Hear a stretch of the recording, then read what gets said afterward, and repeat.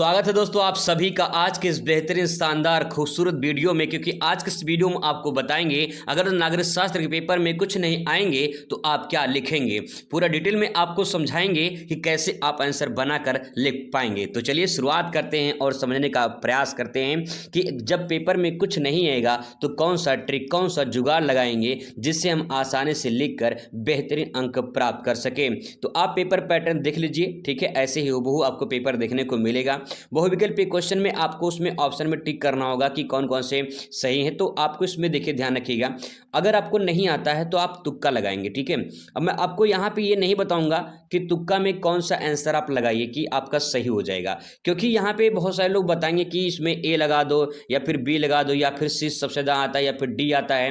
वो डिपेंड करता है कि उस टाइम पे आंसर क्या आप लगाते हैं, जो आपको समझ में आएगा। बहुविकल्पी की बात कर रहा हूँ केवल, जो आपको उस टाइम पे समझ में आएगा वही ऑप्शन आप टिक कर दीजिएगा। जैसे मान लीजिए सोवियत संघ के विघटन का समय वहाँ राष्ट्रपति कौन था, जो सोवियत संघ का विघटन हो रहा था यानी जब अलग हो रहा था तो उस टाइम पे राष्ट्रपति कौन था। अब आपको इसमें आंसर नहीं पता है तो चार ऑप्शन में से एक तो टिक करना ही टिक करना है। अब आपको उस टाइम पे जो आपको लगेगा आप उसमें लगा सकते हैं। आप चाहे आ लगा देना, चाहे बा लगा देना, चाहे सा लगा देना, चाहे दा लगा देना। इसमें कोई ना कोई एक आपको आंसर टिक करना ही टिक करना है, छोड़कर नहीं आना है। किस्मत आपकी अच्छी रही तो तुक्का सही लग जाएगा और आपका आंसर सही हो जाएगा।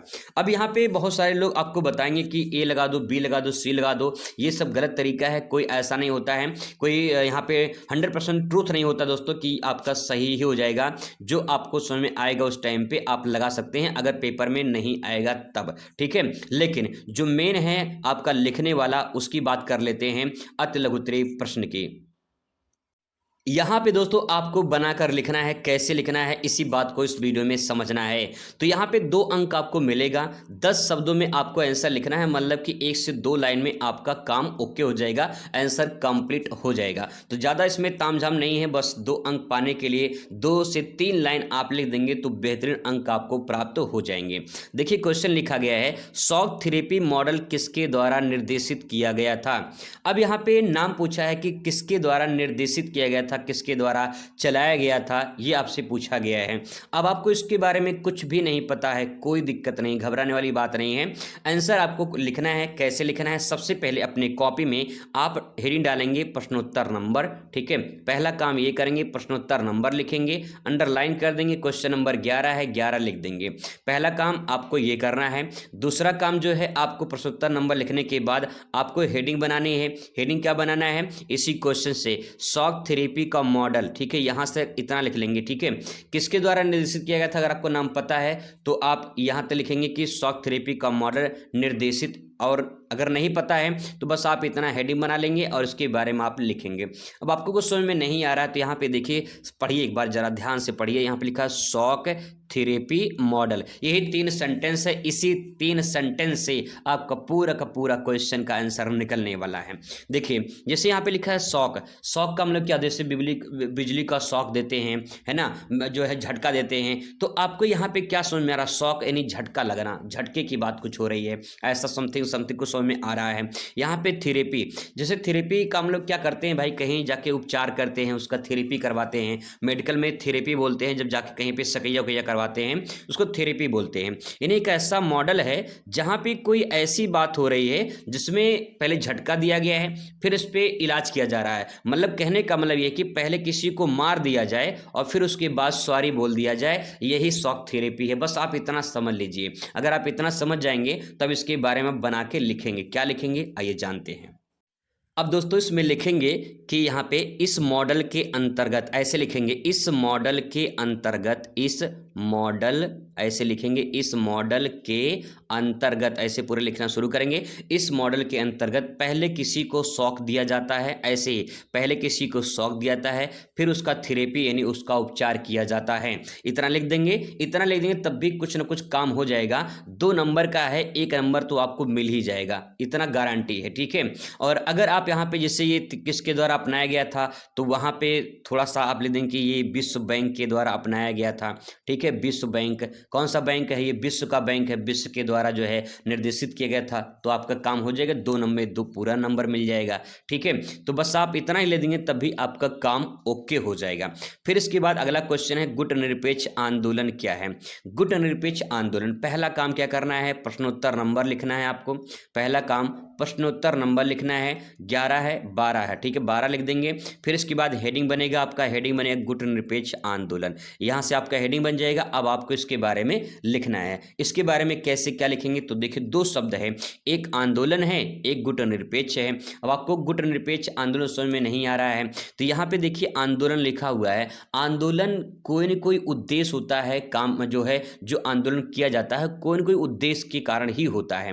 यानी इसका मतलब हमें ये समझ में आ रहा है कि जो गुटनिरपेक्ष है उसका मतलब है कि कोई ऐसा आंदोलन जो जिसका विरोध किया जा रहा हो, यही तो हो रहा है इसमें, है ना। तो इसमें क्या लिखेंगे, गुटनिरपेक्ष आंदोलन एक ऐसा आंदोलन है जिसमें किसी भी समूह में, गुट मतलब क्या होता है, समूह होता है, गुट मतलब समूह होता है, या फिर आप गुट ही लिख दीजिए कोई दिक्कत नहीं है। किसी भी गुट में ना रहने या किसी गुट का विरोध करने के लिए आंदोलन किया जा रहा है, बस इतना ले देंगे काम ओके हो जाएगा। क्योंकि 10 शब्दों में लिखना है, 1 से 2 लाइन में लिख देंगे काम ओके हो जाएगा। तो इसमें लिखेंगे कि एक ऐसा आंदोलन जिसमें किसी गुट में ना रहने का विरोध किया जा रहा है। ऐसे अगर दोस्तों ऐसे समझ के लिखेंगे ना 100% आपका सही होगा और पूरा अंक भी आपको इसमें मिल सकता है। ठीक है, आगे देखिए, शक्ति संतुलन से क्या अभिप्राय है। क्वेश्चन है शक्ति संतुलन से क्या अभिप्राय है। पहला काम प्रश्नोत्तर नंबर, दूसरा काम आपको हेडिंग बनानी है। हेडिंग क्या बनेगा, शक्ति संतुलन, बस इतना आपका हेडिंग बन जाएगा। अब इसके बारे में आपको लिखना है।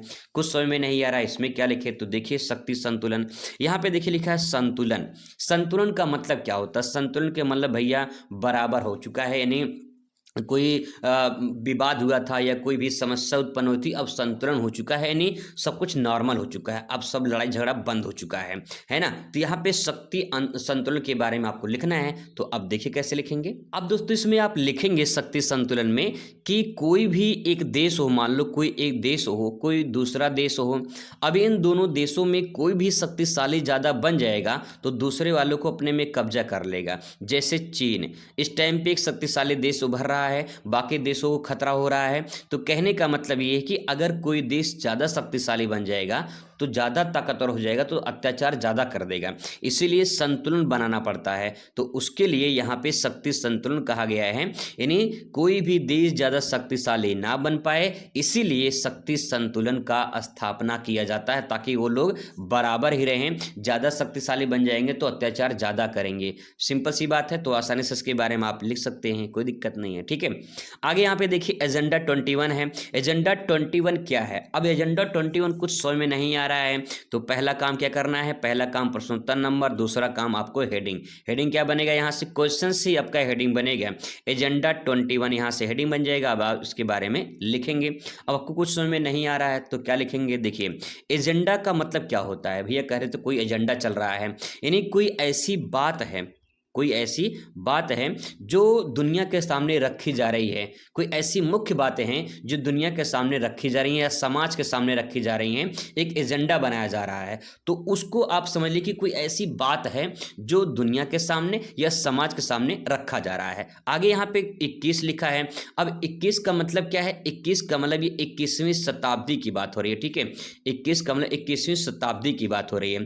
तो 21वीं शताब्दी में कोई भी ऐसी भयानक बीमारी ना आए, जैसे कोरोना आया था। ठीक है, कोरोना आया था, तो कोरोना जब आया था ये भयानक बीमारी आई थी। कोरोना के कारण बहुत सारे दुनिया के देश प्रभावित हुए थे। तो ऐसी कोई महामारी, ऐसी कोई आपदा या फिर ऐसी कोई समस्या ना आए जिससे दुनिया को खतरा हो, तो ये एजेंडा 21 है। और ऐसे ही आप इसके बारे में लिख देंगे कि जो है एजेंडा 21 के अंतर्गत दुनिया के सामने या फिर समाज के सामने कोई ऐसी आपदा, कोई महामारी या कोई भी ऐसी समस्या उत्पन्न ना हो, इसके लिए एजेंडा 21 बनाया गया है कि कोई भी समस्या हो तो उसका संरक्षण कैसे किया जाए, उसका समाधान कैसे किया जाए। बस लिख देंगे, काम आपका ओके हो जाएगा। दोस्तों आपको बता दें, एक और बात सच्चाई बता दें कि जो एग्जामिनर आपकी कॉपी चेक करते हैं ना, वो इतना फास्ट कॉपी चेकिंग होती है। आप सोचिए जब आप पेपर देकर आएंगे ना, जब पेपर सबका खत्म हो जाएगा, पूरा बोर्ड का पेपर खत्म हो जाएगा, तो आपके कॉपी चेकिंग होगी। कॉपी जो चेकिंग होती है वो 15 से लेकर 20 दिन में आपकी पूरी कॉपी चेक हो जाती है। और करोड़ों कॉपी होती है, करोड़ों में कॉपी होती है, करोड़ों में कॉपी होती है। 15 से 20 दिन में मास्टर चेक कर देते हैं जो है। अब यहाँ पे 2.5 से 3 लाख जो है मास्टर होते हैं और फिर उसके बाद करोड़ों कॉपी चेक करते हैं। इतनी फास्ट चेकिंग होती है। मैंने ऑब्जर्व किया है, देखा है करीब से कॉपी कैसे चेक होती है, इसीलिए मैं आपको बता दे रहा हूँ। अगर आप सही तरीके से जेन्युइन आंसर लिखेंगे बनाकर तो आपको पक्का न पक्का कुछ ना कुछ नंबर ज़रूर मिलेगा। यहाँ पे दोस्तों मैं जो तरीका बता रहा हूँ, अगर इससे रिलेटेड आप बना के कुछ लिख देते हैं तो आपको अगर मान लीजिए 5 नंबर क्वेश्चन है तो 3 से 4 नंबर आपको मिल जाएगा। इसको कहते हैं बिना पढ़े पास होना। लेकिन अब थोड़ा सा अगर आप पढ़ लेते हैं तो आप पूरा नंबर प्राप्त कर सकते हैं। बना कर भी लिखेंगे तब भी आप पूरा नंबर प्राप्त कर सकते हैं। लेकिन बनाना कैसे, ये सबके पास कला नहीं होती है, वही मैं कला आपको सिखाने की कोशिश कर रहा हूं। आई होप दोस्तों आपको समझ में आया होगा। ऐसे ही इन सबको भी आप सॉल्व कर लेते हैं और आसानी से समझ के इसको हल कर सकते हैं। आगे यहाँ पे इसका उत्तर मैंने यहाँ पे लिख दिया है ताकि जो है जब आप इसके PDF पाएं तो आप आसानी से इससे रिवाइज भी आप कर पाएं। अब बात कर लेते हैं यहाँ पे, देखिए आगे क्वेश्चन आता है लघु उत्तरीय प्रश्न की। लघु उत्तरीय प्रश्न में जो है आपको 50 शब्दों में आंसर देना होता है। 5 अंक आपको यहाँ से मिलेंगे। यानी कहने का मतलब एक पेज में आप आंसर पूरा पूरा आप लिखेंगे तब जाके पूरा 5 नंबर आपको मिल जाएगा। अब यहाँ पे क्वेश्चन देखिए, यहाँ पे क्वेश्चन बड़ा खतरनाक पूछा है, देख लीजिए। यहाँ पे लिखा है पेरेस्ट्रोइक और ग्लासनोस्त का अर्थ क्या है। भाई साहब दिमाग चकरा जाएगा, क्या पूछ लिया है कि पेरेस्ट्रोइका और फिर ग्लासनोस्त का क्या अर्थ है। कुछ समझ में नहीं आ रहा है, क्या लिखें। तो देखिए आप पढ़ रहे हैं क्या, राजनीतिक विज्ञान पढ़ रहे हैं। राजनीतिक विज्ञान यानी नागरिक शास्त्र पढ़ रहे हैं। नागरिक शास्त्र राजनीतिक विज्ञान एक ही बात होती है, कोई दिक्कत नहीं है। अब यहाँ पे आप राजनीति से संबंधित, अगर आपके समझ में नहीं आ रहा है तो कुछ नहीं करना है, राजनीति से संबंधित आपको बातें ध्यान में रखनी है और वही बात यहाँ पे लिखनी, क्योंकि आप राजनीतिक विज्ञान का पेपर दे रहे हैं, ना कि आप भूगोल इतिहास का पेपर दे रहे हैं। तो राजनीतिक विज्ञान का जब पेपर दे रहे हैं तो राजनीतिक विज्ञान की ही बातें इसमें होंगी और तो कुछ बातें होंगे नहीं, इसमें मैथ साइंस तो आएगा नहीं। ठीक है, सिंपल है। आइए आगे क्या लिखते हैं वो भी जान लेते हैं। अब दोस्तों आपको इसका आंसर लिखना है तो सबसे पहला काम यहाँ तक तो आपको ये हेडिंग बना लेना है, यहाँ तक। ठीक है, अगर आपको ये आंसर आता तो आप इसको अलग अलग हेडिंग बनाते, लेकिन जब नहीं आता है तो आप एक में बनाइए और इसका उत्तर लिखिए। ठीक है, उत्तर कहानी की तरह लिखना है, क्योंकि आपको इसको सही तरीके से आंसर नहीं पता है तो कहानी की तरह आपको लिखना है बना बना के। अब लिखेंगे क्या वो समझने का प्रयास करते हैं। देखिए सबसे पहला पॉइंट, आप पेपर दे रहे हैं नागरिक शास्त्र के या राजनीतिक विज्ञान का, तो इसमें सबसे पहला पॉइंट है कि आप राजनीति जो शब्द है ये आप इस्तेमाल करेंगे, पहला पॉइंट। दूसरा, अब राजनीतिक विज्ञान में इसको इस्तेमाल कर लेंगे। यहाँ पे जो नाम लिखा गया है ये नाम इंडियन नहीं लगता है, ये विदेशी नाम लगता है। तो आप विदेश का यानी विश्व में कोई भी नाम आप इस्तेमाल कर सकते हैं, तो उसमें लिखेंगे। इसमें आपका सेंटेंस 2 सेंटेंस मिल चुका है। पहला, विश्व में राजनीति, ये आपका हो जाएगा विश्व राजनीति। ठीक है, ये कैसी राजनीति है, ये विश्व राजनीति है, ये भारत की राजनीति नहीं है। तो अब आपको 2 सेंटेंस मिल गया है, अब आपको इसी से बना के लिखना है। अब इसके बारे में लिखेंगे कि विश्व में जो राजनीति होती है या राज्यों का पुनर्गठन होता है, या राजनीति जो वहाँ पे होती है वो समाज के हित के लिए नहीं होती है। जनता त्रस्त हो जाती है अपने राज सत्ता से, यानी जो राजा होता है, जो वहाँ पे शासक होता है, उससे त्रस्त हो जाती है और इसके बाद जो है विद्रोह कर देती है। इस प्रकार से बना बना के सेंटेंस आप लिखना शुरू करिए। दोस्तों जब लिखना शुरू करेंगे ना, शुरुआत आप पहले करिए। जब शुरू करेंगे तो कुछ दिमाग में तो आपके आइडिया जरूर आएगा। अगर आइडियाज आएगा तो लिखते चले जाइए, चुप मार के बिना शोर शराबा किए लिखते चले जाइए। आप एक पेज पूरा भर दीजिए। अगर बना बना के सेंटेंस प्रकार से लिखते हैं तो सही तरीके से कैसे लिखना है वो आप कीवर्ड पहले पकड़िए। कीवर्ड मिल गया ना तो पूरा खेल खत्म हो जाएगा, क्योंकि चाबी अगर आपके पास रहेगी ताला ऑटोमेटिक खुल जाएगा। इसलिए पहले चाबी आपके पास कीवर्ड होना चाहिए। जब चाबी मिल जाएगी ना आराम से उसका उत्तर आ जाएगा। ठीक है, आगे देखिए यहाँ पे लिखा है दक्षेश सार्क से क्या अभिप्राय है, इसके द्वारा शांति और सहयोग कैसे बढ़ाया जा सकता है। यहाँ पे 5 अंक मिलेगा। 50 शब्दों में आंसर देना है, यानी एक पेज में आपको आंसर लिखना है। तो सबसे पहला काम क्या करना है, प्रश्नोत्तर नंबर, इसके बाद दूसरा हेडिंग बनानी है। तो हेडिंग क्या बनेगा, पहले आपको लिखना है सार्क के बारे में, फिर इसके बाद इसमें शांति सहयोग कैसे बढ़ाया जा सकता है, तो दूसरा हेडिंग पड़ेगा। 2 हेडिंग यहाँ पे बनेगा। ठीक है, तो पहले आपको सार्क के बारे में लिखना है।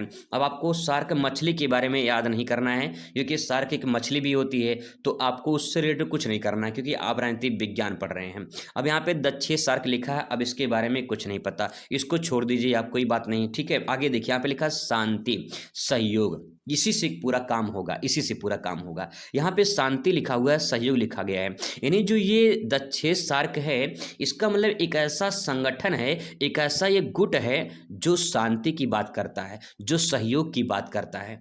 पकड़ में आ गया ना, इतना कीवर्ड मिल गया आपको। अगर इतना कीवर्ड मिल गया है तो आपको इसके बारे में अब लिखना है, ठीक है। तो पहला हेडिंग बनेगा आपका दक्षेस या फिर सार्क। अब इसके बारे में लिखेंगे दक्षेस या सार्क एक ऐसा संगठन है, एक ऐसा संगठन है जो शांति और सहयोग स्थापित करता है, जिससे राजनीति में कोई भी आपसे मतभेद ना उत्पन्न हो सके। ऐसे दोस्तों आप बना बना के लिखिए। जो सेंटेंस मैं बोल रहा हूँ वो मेरे थॉट में इस टाइम पे आ रहे हैं, वही मैं आपको बोल रहा हूं, और ऐसे ही आपको लिखना है। इतना लिख देंगे, 2 से 3 लाइन जब आपका हो जाएगा तो दूसरी हेडिंग पड़ेगी। दूसरी हेडिंग क्या पड़ेगी? दक्षेस या सार्क में शांति और सहयोग की भूमिका या कैसे बढ़ाया जा सकता है। तो अब यहाँ पे ये हेडिंग बन जाएगा। अब इसके बारे में आप लिखेंगे, इसके बारे में लिखेंगे। पहले शांति के बारे में बताएंगे, फिर सहयोग के बारे में बताएंगे। देखिए, मान लीजिए ये संगठन है, ये जो है कोई गुट है, तो गुट में कई सारे देश के लोग होंगे। सिंपल सी बात है, देश के लोग जरूर होंगे, है ना, या कुछ क्षेत्र के लोग हो सकते हैं, ये भी तो हो सकता है। अब यहाँ देश मान लेते हैं अगर, तो यहाँ पे जब कई देश के लोग रहेंगे तो इसका मतलब उस देशों में शांति बनाने के लिए ये आगे आता है, दक्षेस आगे आता है। और कोई भी उनमें समस्या उत्पन्न होती है, कोई भी जो है आपदा आती है, कोई विपत्ति पड़ती है, तो दक्षेस उन देशों का सहयोग करता है। ऐसे दोस्तों लिखिए। देखिए कितना सिंपल तरीके से आसानी से आंसर को प्रजेंट कर सकते हैं, बस सही तरीके से आपको बनाने आना चाहिए। अगर कला बनाने का आ गया ना, जेन्युइन आंसर लिख के बिना पढ़े, थोड़ा मोड़ा ही पढ़कर आप 5 में 5 नंबर पूरा पा सकते हैं। आगे दोस्तों क्वेश्चन है धारणीय विकास क्या है। अब भाई धारणीय विकास पूछ लिया है यार, कभी पढ़े नहीं धारणीय विकास क्या होता है, ये धारणीय शब्द ही पहली बार सुन रहे हैं, ऐसा आपको लग सकता है। तो अब क्या करेंगे उस टाइम पे? तो सबसे पहला काम प्रश्नोत्तर नंबर, दूसरा काम हेडिंग क्या बनेगा? धारणीय विकास हेडिंग बन जाएगा। और विकास जो शब्द है इसको एक बार जरा देखिए, विकास से ही तो सारा खेल होगा। अब विकास कैसे होगा आइए जानते हैं। विकास कैसे होगा, सिंपल सी मैं एक एग्जाम्पल के माध्यम से अगर आपको बताऊं विकास कैसे होगा, तो आप बस इतना समझ लीजिए कि मान लीजिए आपका घर है, ठीक है, आपका घर है। अब आपका घर है, आप अपने घर में रहते हो। अब मान लीजिए आपका घर कोई आए जेसीबी से तोड़वा दे, ठीक है, सरकार के द्वारा, किसी के द्वारा घर तोड़वा दे। अब इसके बाद जब घर तोड़वा देगा तो फिर आप क्या हो जाएंगे? बेघर हो जाएंगे। अब बेघर हो जाएंगे तो फिर मैं कहूँगा क्या आप विकास कर पाएंगे? क्या आप विकास कर पाएंगे? जल्दी से जल्दी विकास कर पाएंगे? आपका जवाब होगा विकास नहीं कर पाएंगे, क्योंकि पहले घर बनवाएंगे दोबारा, फिर दोबारा कहीं जाके विकास करेंगे तो बड़ा वक्त लग जाएगा। इसका मतलब ये है कि जो भी आपके पास संसाधन है, उस संसाधन को आप इस प्रकार से इस्तेमाल करिए कि वो लगातार चलता रहे, सालों साल तक चलता रहेगा, तभी तो विकास होगा। आपका घर आपने इस्तेमाल किया, आपके पिताजी ने इस्तेमाल किया, और फिर आपके आने वाले बच्चे भी अगर इसको इस्तेमाल कर लेते हैं, तो यही तो धारणीय विकास है। धारणीय विकास का मतलब होता है कि अगर आपके पिताजी आपके घर इस्तेमाल किए हैं, ठीक है, यानी आपके पिताजी ने कोई घर बनवा दिया, पिताजी घर में रहें, फिर इसके बाद आपके जन्म हुआ और आप भी घर में रहें आप, ठीक है, और फिर इसके बाद जो है आपके बच्चे हुए, आपके बच्चे भी उस घर में रह रहे हैं, तो यही जो प्रक्रिया है पीढ़ी दर पीढ़ी चलने की, इसी को धारणीय विकास कहा जाता है। विकास तब होता है जब पीढ़ी दर पीढ़ी संसाधन चलते रहते हैं। तो अब इसके बारे में समझ गए हैं, इसके बारे में बना बना के दोस्तों लिखना शुरू करेंगे तो कुछ ना कुछ आंसर आपको जरूर समझ में आएगा, ठीक है। आगे देखिए, आदर्श निर्वाचन प्रणाली के 4 तत्व बताइए। अब यहाँ पे 4 तत्व बताने हैं आदर्श निर्वाचन प्रणाली के बारे में। तो यहाँ पे प्रश्नोत्तर नंबर, हेडिंग बनेगा। हेडिंग क्या बनेगा? आदर्श निर्वाचन के 4 प्रमुख तत्व, इतना लंबा चौड़ा हेडिंग बन जाएगा, ठीक है। अब हेडिंग बन जाएगा तो 4 पॉइंट पूछा, देखिए 4 पॉइंट, तो पहला पॉइंट लिखेंगे, फिर दूसरा पॉइंट, फिर तीसरा पॉइंट, फिर उसके बाद चौथा पॉइंट। 4 पॉइंट आपको लिखना है। अब सवाल ये कि पहले पॉइंट में लिखेंगे क्या? तो देखिए लिखा है आदर्श और निर्वाचन प्रणाली लिखा है। निर्वाचन मतलब कि जैसे कि वोट डालने जाते हैं, निर्वाचन वोट होता है, निर्वाचन तो यहाँ पे आपको निर्वाचन के बारे में लिखना है, उसके प्रमुख तत्व कौन कौन से हैं। अब यहाँ पे लिखा है आदर्श। आदर्श का मतलब होता है कि भैया एक अच्छा चीज़ है और एक सही सही चीज़ है। जैसे किसी लड़के का आदर्श नाम हो तो आदर्श का मतलब बहुत अच्छा है, समझदार है, कोई चोरी नहीं करता है, सच्चाई बोलता है, हमेशा ईमानदारी से रहता है, एक आदर्श बच्चा है। तो उस आदर्श का मतलब जो चुनाव प्रणाली है, नहीं जो चुनाव होता है वो सही तरीके से होता है, कोई धांधली नहीं होती है, कोई चोरी नहीं होती उसमें, वही आपको इसमें लिखना है। तो पहला पॉइंट में लिखेंगे कि आदर्श निर्वाचन प्रणाली में चुनाव सही तरीके से कराए जाते हैं, पहला पॉइंट। दूसरा देखिए, उसमें लिखेंगे कि आदर्श चुनाव या फिर आदर्श निर्वाचन प्रणाली में कोई भी चोरी या फिर कोई भी जो है उसमें धांधली नहीं होती है, ऐसे करके। तीसरे पॉइंट में लिखेंगे आदर्श निर्वाचन प्रणाली में जनता को अधिकार होता है चुनाव करने का, ठीक है। चुनाव कौन करता है? जनता चुनाव करती है। तो इस प्रकार से आप सेंटेंस लिखेंगे सोच के, बना के, तो पूरा बढ़िया नंबर आपको मिलेगा। ऐसे ही आप पंचशील के बारे में लिख सकते हैं, गठबंधन सरकार के बारे में ले सकते हैं। पंचशील में क्या लिखेंगे? पंचशील में आप लिखेंगे, यहाँ पे लिखा है पंचशील, यानी पंच मतलब पांच, पंच मतलब पांच। अब पांच शील की बात हो रही है, यानी पांच बातें उसमें मुख्य तत्व हैं, यानी पांच बातों के बारे में बात हो रही है। अब पांच बातें आपको पता ही नहीं है, कोई बात नहीं पता है, छोड़ दीजिए उसको पंचशील के बारे में, ठीक है। उसके बारे में लिखेंगे कि इसमें पंचशील में पांच समझौते यानी पांच मुख्य बातों को ध्यान में रखा गया है। अब इसमें पांच बातों को ऐड करना है। देखिए पांच बातें क्या हो सकती हैं? पांच बातें में सिंपल सी बातें, समानता होनी चाहिए, ठीक है। क्या होनी चाहिए? समानता होनी चाहिए।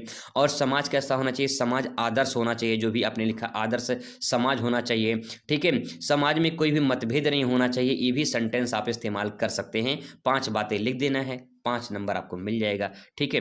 आगे है गठबंधन सरकार से क्या अर्थ है? गठबंधन सरकार का मतलब होता है कि ऐसी सरकार जो गठबंधन की है, यानी मान लेते हैं कोई एक पार्टी ए है, कोई एक पार्टी बी है, कोई पार्टी सी है। अब मान लेते हैं कि इसमें से कोई पूर्ण बहुमत में नहीं आया है, ठीक है। मान लो उसको 100 सीटें जीतनी थी लेकिन 100 सीटें नहीं जीत पाई हैं, 100 सीटें बिखर गई हैं, तो ये तीनों मिलकर 100 सीट इकट्ठा कर कर सरकार बना लेंगे।